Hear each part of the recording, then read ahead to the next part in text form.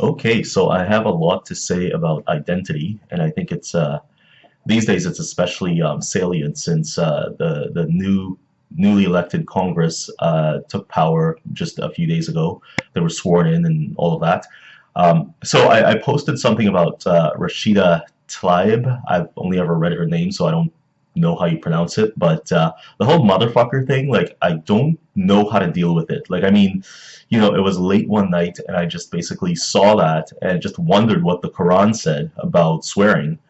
Turns out there is a verse that you know that admonishes people for calling other people names and things like that. And then my head started swirling. When it came to basically what Rashida Tlaib had said and what the Quran preaches and what she may have known and not known when she chose those words. I have personally, I don't, and not even just personally, but I mean, I don't have a problem with her swearing. I don't. I find it a minor issue. And I mean, considering what we've been through with Trump, I mean, calling countries shitholes and, grabbing pussy and all this stuff. I mean, it's very mild. I mean, if not for like this sort of like driven attitude to, impeach Trump, and I think we could see some moderation even with Nancy Pelosi when she said, "Let's just wait for the findings of the Mueller report before we jump into impeachment proceedings." So I think maybe on that level, it's a little bit more intense than say just the act of swearing as a congresswoman and as a Muslim woman. I don't care. I mean, there are moderate Muslims, and I don't have a problem with moderate Muslims, except for maybe in the definition where you'd find people like Imam Tawhidi or Tawhidi and or even other Muslim leaders. I think it was Rouhani or somebody like that saying that there is no moderate Islam. Islam is Islam, and I do believe that. I think what people call moderatism is actually just basically an erosion of conservative or fundamentalist or literalist belief. I think there's a lot of secularism in there. So it brings me back to Rashida Tlaib. Sorry, I only ever read the name. I don't know how you pronounce it. I should have looked up a YouTube video or something before anyway, but that's beside the point. But yeah, so I mean, it's almost you could see this identity politics thing being really played out in all this new congressional stuff. There was this picture that was circulating on all the major news sites of like all the different holy books that they were swearing in on and blah blah blah. But it just feels like this. It feels even more tied to identity politics because they're using all these varied. Well, I mean, obviously it is, but I mean the fact that they're so kind of removed from the conservative end of religiosity that they seem to just be wearing it as a veil, as this identity veil, and I think maybe that's probably more should be emphasized more in terms of the game they're playing. And I also think that I forget exactly which article I read, but there was also this like this push since they were so forgetting Rashida Tlaib and being Muslim and all that stuff and wearing whatever robe she had to wear for swearing in and swearing in on the Quran, blah blah blah.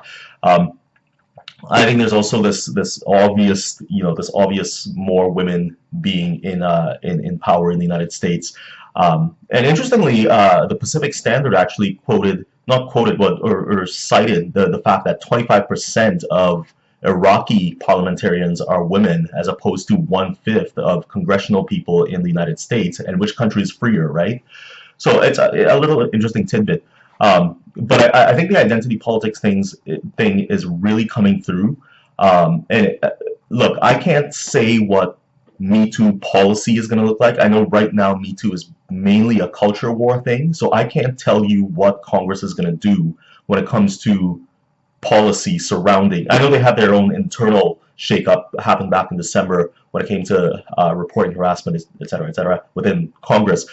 But in terms of policy, when it comes to private companies and other employers, I can't pretend to know what that's going to look like. I mean, I read some things about the mandatory cooling off period being eliminated, things like that, and maybe there will be some reflection in terms of internal processes and what they legislate basically. Um, so I don't know, but considering that and then the Pacific Standard that we're talking about making that jump from the culture wars to policy and legislation, I find that there's still this kind of void that has to be gotten over when it comes to the aim of some of these policies. And I think I think some companies are going to be kind of hard pressed to kind of, I don't know, like curb certain behaviors that would normally happen, um, with the fear of basically ending up in some sort of litigated mess when it comes to harassment and things like that.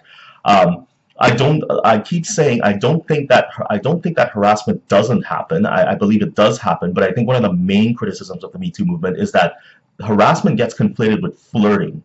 It gets conflated with basically the way normal sexual relations happen between men and women. And I feel like when you start digitizing something that's supposed to be kind of analog, especially when it comes to human behavior and sexuality, I think you start putting kind of rigid kind of structures in place, and structures that can be taken advantage of, especially by people who would have ill will.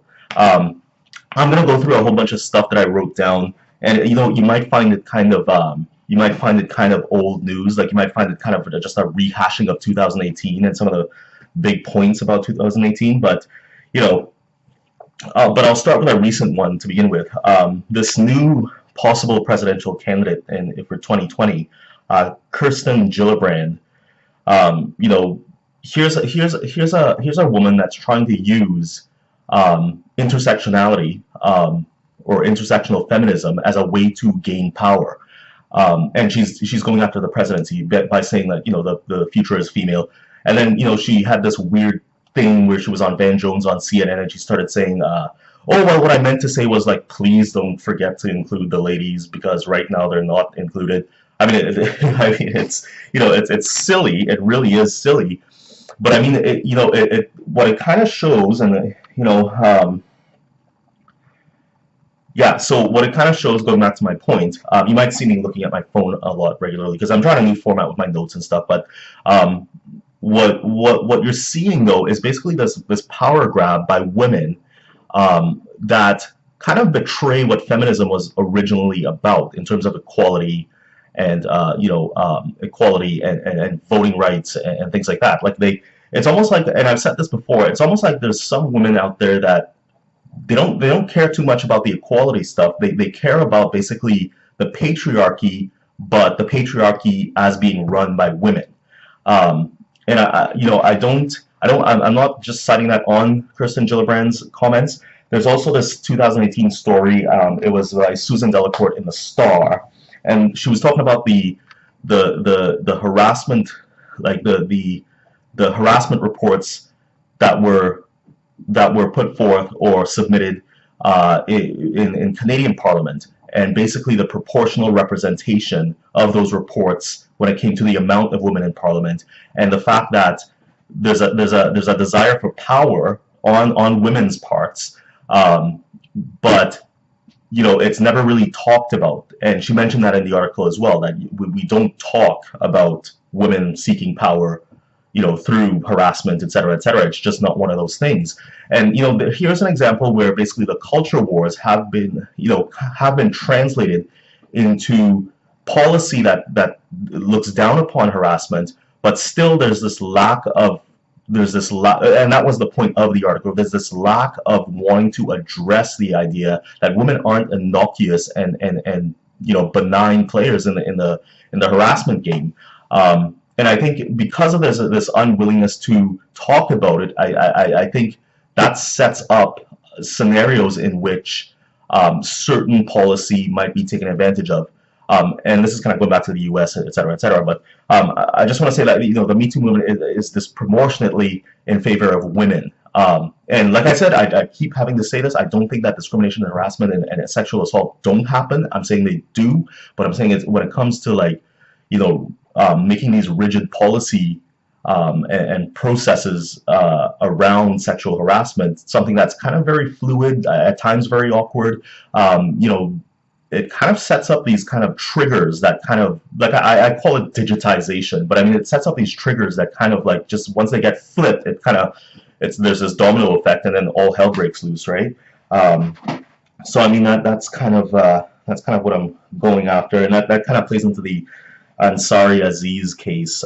You know, I mean whether or not it was awkward or just insistence when it comes to sex. I mean, the fact that it was this kind of expose of the whole night, you know, it's kind of reflective of the Me Too movement being a hashtag, this sort of like public shaming as opposed to due process, et cetera, et cetera. So that's, you know, that's kind of the way that that works. And and you know, I mean, part of what the Pacific Standard was discussing too, in terms of policy instituted by, you know, the instituted by just more women being in Congress, you wonder. Well, I lost my point there, but yeah, and you know, going back to the culture wars thing, I mean, this woman that, and I found this to be the most egregious of all the things that were said. Emily Linden, who writes for Teen Vogue, she said, you know, sorry if some innocent men's reputations have to take a hit in the process of undoing the patriarchy. That is a price I am absolutely willing to pay. And this was in November of 2017. Um, and apparently the sentiment was shared by other Me Too activists, et cetera, et cetera. And so, like, I mean, you know, the I guess maybe the point of that one is, like, I mean, it's just so horrible. Like, it's not even that's not even addressing sexual assault anymore. It's addressing the patriarchy, and through the patriarchy, it's addressing the gender split. It's basically addressing identity. Like, it puts this victimhood narrative on women, almost as if by default they're victims, and you know the patriarchy, and all men, you know, by extension, are the perpetrators of these violent acts and harassment and things like that. And I think that's another way of playing into identity, and like I just don't find any of it useful. In fact, it's quite damaging. You know, I say, like, um, for me, you know, I say that you talk about the facts, you talk about evidence-based research. With Nancy Pelosi on this one, you talk about you know, the realities of things that do happen. You know, you cite some statistics. You know, and you will get to the bottom of problems. And it's not like you just have to deal with the facts. And you know, once you get to the facts, you will start seeing a resolution, because identity is something that can be, it takes away from the individual, it takes away from what an individual experience is. And once you take away from that, you sort of branding people and creating these various scales of whatever you want to scale them as on the victimhood ladder or the victimhood spectrum, or what, I don't know how you want to describe it, but like, I mean, yeah, you know, you can't, and you end up with things like affirmative action, you know, that happens and there's cases of it at Harvard and Yale, and you know, so, and then, you know, there's also the idea that, you know, when it come back to the whole gender thing or a sex thing, like, I mean, you know, women are programmed. We are very alike. Men and women are very, we're the same species. But like, I mean, you know, women tend to go after different things in life. And while I'm saying that representation is important, like, I mean, Jared Polis, the first gay governor in Colorado, I mean, I think that's a good thing. I think representation is a very good thing, as long as your goal is equality as opposed to special treatment for anybody. Whether that be sort of like a collateral damage or built into policy, like, I mean, it just doesn't work. It shouldn't work that way. Obviously, you know, I'm definitely not with Emily Linden on that one.